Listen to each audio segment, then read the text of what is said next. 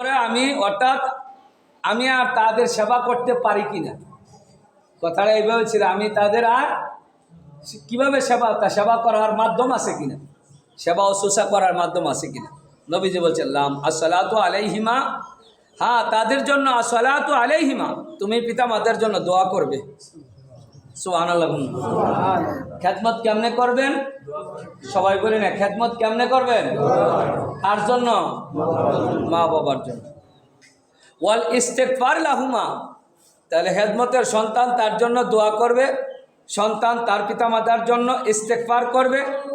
ওয়া ইনফাজু আহদিহিমা মিন বাদিহিমা, এবং শুধু তাই না, তাদের যদি কোনো ওয়াদা থেকে থাকে, পিতা মাতা যদি তোমার পর কোনো ওয়াদা দিয়া থাকে, অঙ্গীকার দিয়া থাকে, তাহলে ওই অঙ্গীকার কি করবা?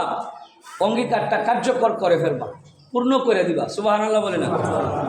তারপর ওয়াসিলাতুর রেহমে, এবং ওয়াসিলাতুর রেহম, তাদের মাধ্যমে যে রক্তের সম্পর্কীয় যে আত্মীয় স্বজন আছে, ওই আত্মীয় স্বজনকে, স্বজনের মধ্যে যারা আছে, লা তুয়াসালু ইল্লা বিহিমা ওয়াসালাত, ওই আত্মীয়জনের সাথে যেন সম্পর্ক রাখে। সুবহানাল্লাহ বলি না।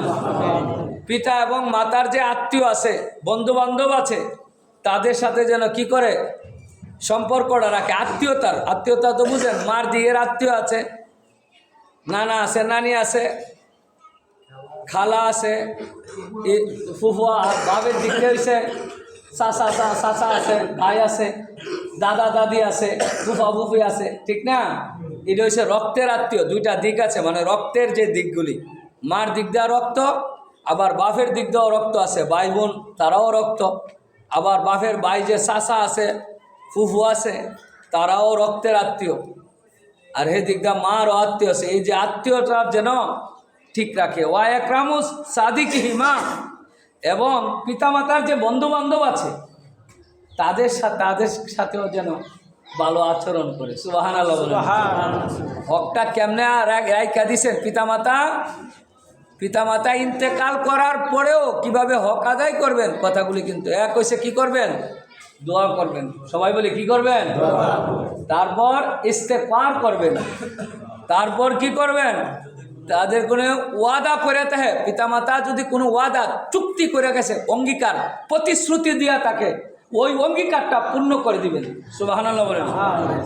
এরপরে পিতামাতার যে আত্মীয় স্বজন, রক্তের যে সম্পর্ক আছে, তাদের সম্পর্কের সাথে আত্মীয়তার সম্পর্ক ঠিক রাখবেন, যেমনি পিতামাতা রাখছে।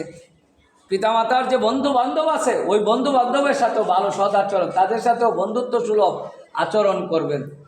তাহলে ইন্তেকাল করার পরেও পিতামাতার অধিকার আছে না নাই?